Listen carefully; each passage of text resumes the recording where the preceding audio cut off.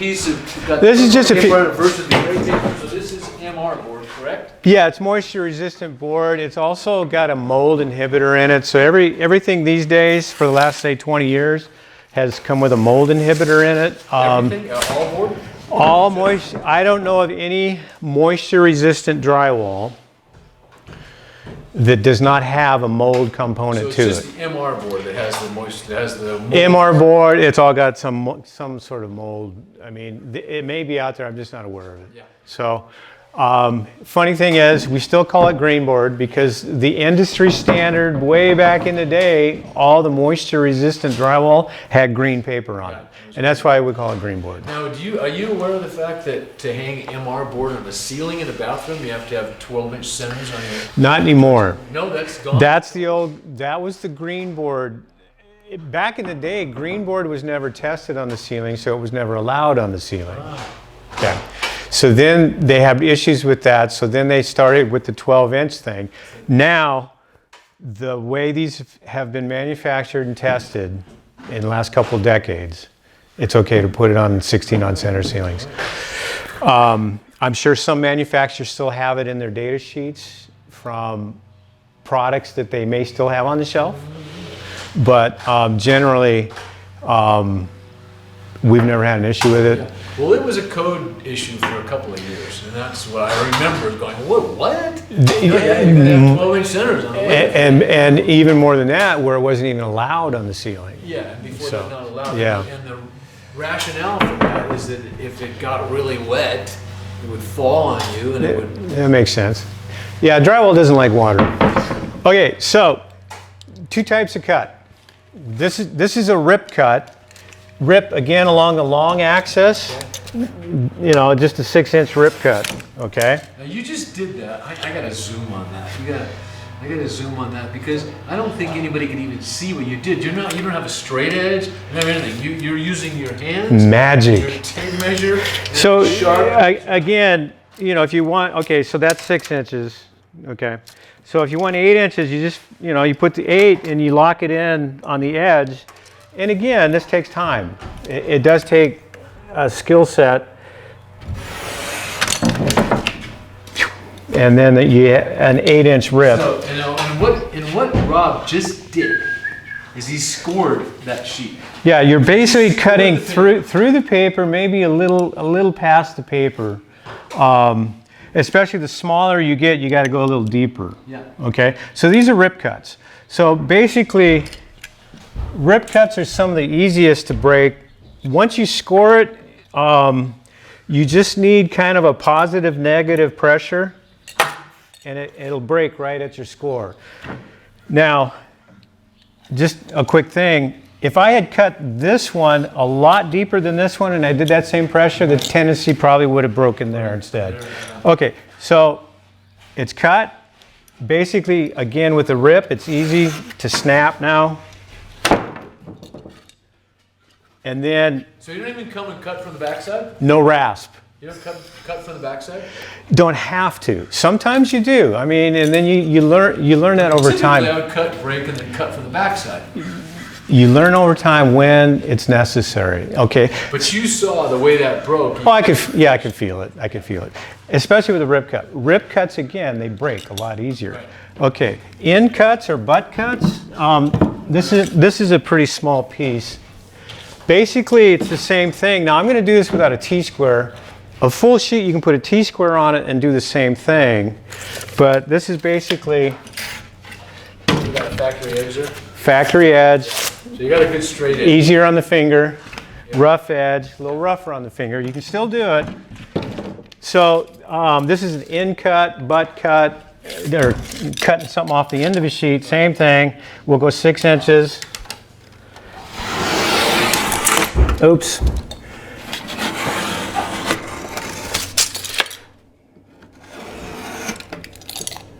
Sometimes if you just go over it again, following the same groove. Now, see, these are a lot harder to break, Yeah. especially since it's a small piece. If it was a big piece, I'd probably get back here. And again, it's negative, positive pressure. Snap it. Now, see, this is when generally you'll want to cut the back. Yeah, and you don't have to do 100% of it, but you got to do enough to relieve the pressure of the paper holding it together. You can cut it from the back, or you can score from the inside, and then it comes apart. Again, doesn't work that clean every time, but you learn that over time.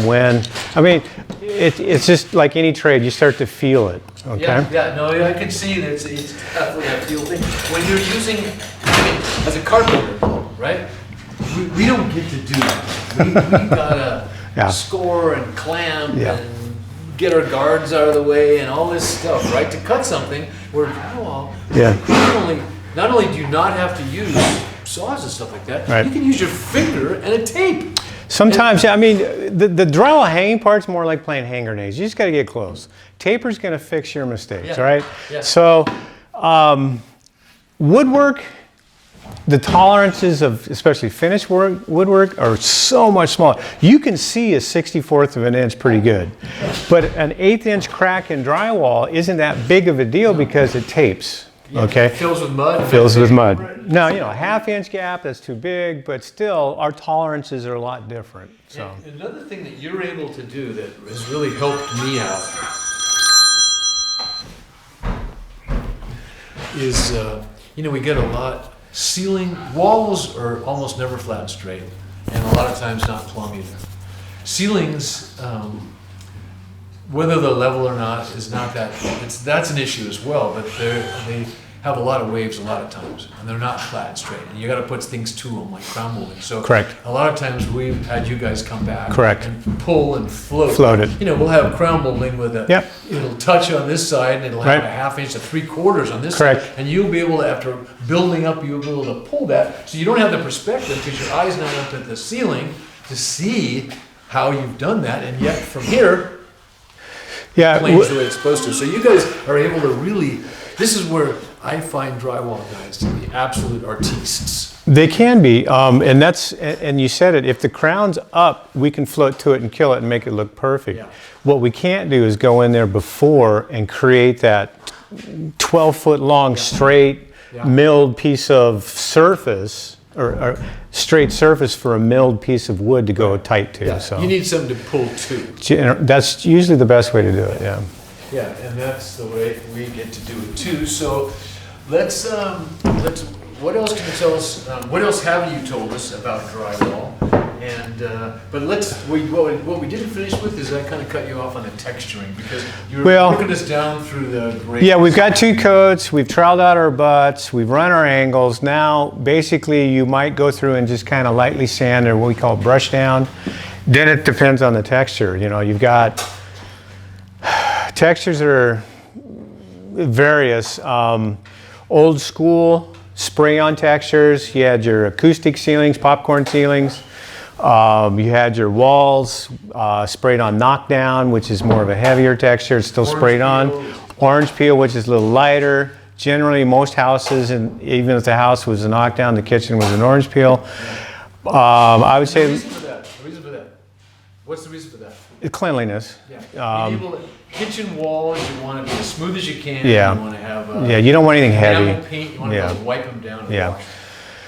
For the last couple of decades, it's either been smooth or a thing we call cat's paw, which is a flat and smooth sanded texture. Tight cat's paw.